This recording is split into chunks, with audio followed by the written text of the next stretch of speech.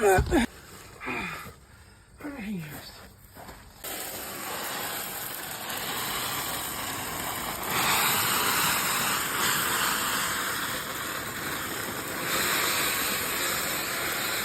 throw you to the ground like this brick. Just like this. Yeah, you really showed that brick who's boss there, Fatty. I'm really impressed by your skills, you know. And shout out to the manager, you know, telling Fatty, hey Fatty, we need you to degrade yourself. Go pick up that paver and squeeze between the most narrow point between the outhouse and the actual house. You know, we really need that on camera. That's really gonna liven up the audience, you know, really make them excited to see you do this. And you know, of course, this whole thing is done shoddily. It's not done correctly at all. I mean, they didn't even bother to pull out the weeds that are there.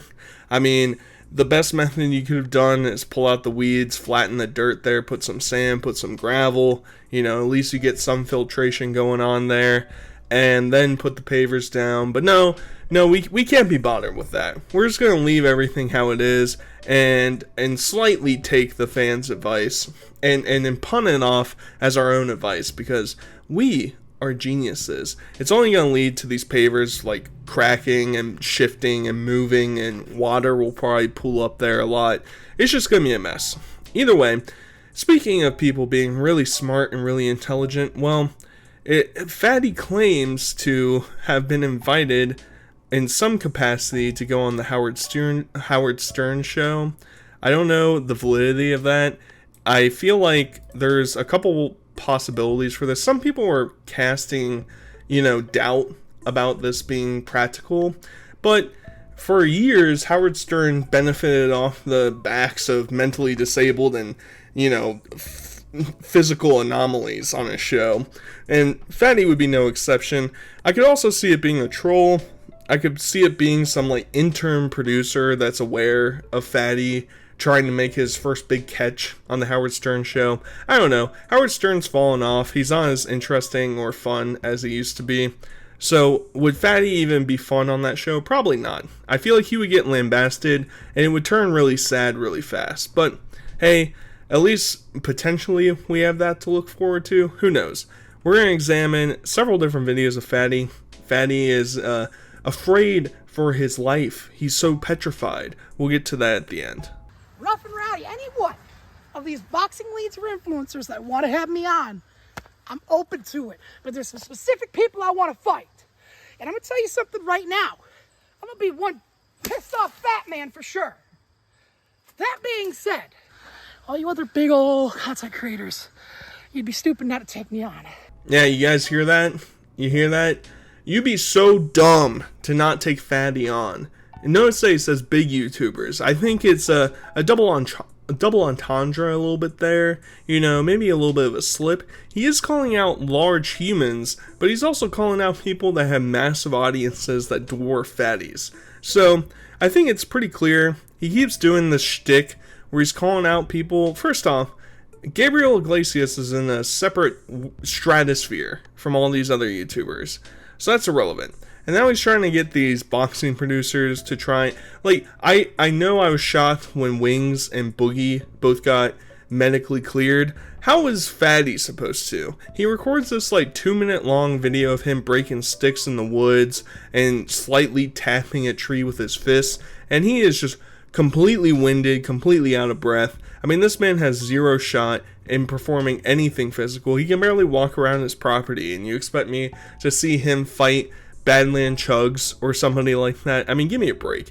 The whole thing's really dumb. It's clearly him trying to get some sort of clout, some sort of attention, because his channel's not doing great. He's trying to find different avenues for people to bring some attention to him, and it's pretty pathetic, if I do say so myself. Oh my gosh, yes! Yes! Oh my gosh, I love these! This here is just a basic stadium, right? It's one of the more basic stadiums you can get.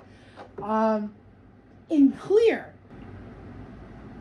If I can get it open. Ooh-wee. We got Flame Libra.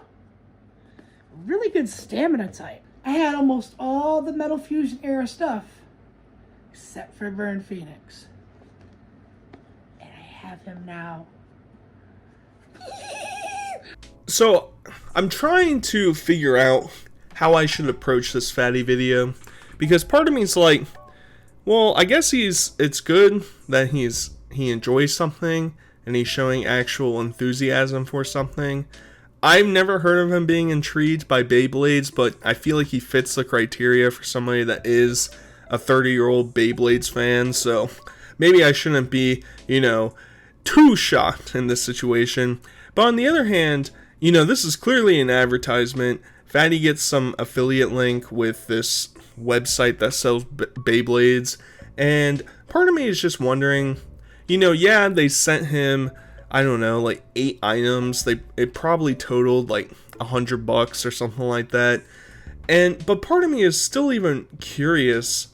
They're not gonna make their money back off of this, right? Because like, Fatty's not like a Beyblade channel, and like I don't think his audience is sitting there like, oh hell yeah, I've never played with Beyblades before, but since Fatty showed him off in his video, very horribly may I say, then yeah, I'm definitely gonna go pick some up with his discount code, and he'll get some kickback from it. I mean, at the point of this video being recorded, his video only had about 7,000 views, and that clearly is not enough to make up the ad revenue difference in how much this company sent him. So it's a net loss. I'm sure they're not getting a lot of traffic through this video. I don't know, the whole situation doesn't make a lot of sense to me. But then again, I feel like that might be just how a lot of sponsorships end up shaking out, because unless you're like a mega channel, and I don't see how a lot of these smaller channels can be profitable for the company. But hey, get your cheddar any way you have to, I guess, Fatty. And as you guys can see, that was worth the message there. Worth the message? Well, it was worth the pause in video there. I don't know if it was worth the pause in video there, Fatty, because you basically took a 2-minute intermission to basically just keep showing different tabs on this website and say, by the way, use my code in order to go to the website and get some money off. And I'm not going to have that code here, because go watch Fatty's video if you want it. If you're somehow on the 3rd level of going and doing Beyblades, that you haven't gone to the website initially, you didn't go to Fatty's channel, and now you're on my channel reacting to Fatty's content, talking about this promotion, then I think it's too many layers removed. It's too far gone. Sorry, Fatty. I don't even think my video will drive any any sales for your new Beyblade addiction. And it's really nice, because I feel like they should just go balls to the wall. If you're gonna send Fatty stuff, why not be like, hey Fatty, I know you live in like a 5x5x5 shell. We're gonna hook you up. We're gonna transform your tiny house into a Beyblade arena. Now that's something I would be on board with. That's something that would get some clicks, They're building up the ramps of the wall. Fatty's his own Beyblade. He's spinning around, bouncing off the corners, flinging himself from the shower. I mean, hell, that's an idea that I can get behind. His manager, too dumb to figure that out, I guess. Hire me for your marketing promotions. 3, 2, 1, let it. Look at that baby spin. A little nostalgic trip down memory lane. There's just so much wrong with some of Fatty's content, And I've stated I prefer the content where he films himself, not when the other goons show up and start filming him.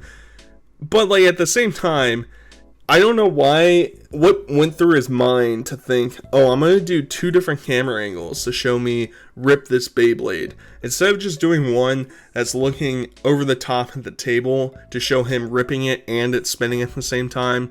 More than likely, he probably messed it up a couple times and just said, I'll just B-roll it. We'll just throw it in the background. Who cares? It's not that big of a deal anyway. We'll just move on from it. And it's like, okay, yeah, I guess that's one avenue. And then he thanks us for watching his like 16-minute long paid promotion. And you just have to love the decor going on in the background. It's funny because he's always constantly sweating and so hot inside this tiny house. Yet he's using valuable, ventilation space of that window by putting that 2 paintball art piece in the background. And it's just like, it's very fitting. It's very on point for us to be like, you know what? We don't care about getting proper airflow in our tiny house that has mold growing everywhere. We're freaks. Either way, we essentially transition from this moment to he posts something on Facebook saying, someone stole my YouTube account. I'm in desperate need of help, and all this drama's going on. And then he follows it up with a short little live stream that gets cut off, and we'll look at that real quick right now. For those of you popping in just now, I'm kind of live for just not feeling super duper safe right now. Not feeling super safe right now, so I'm kind of just going live to make sure something happens. They did this interview he's witnessed.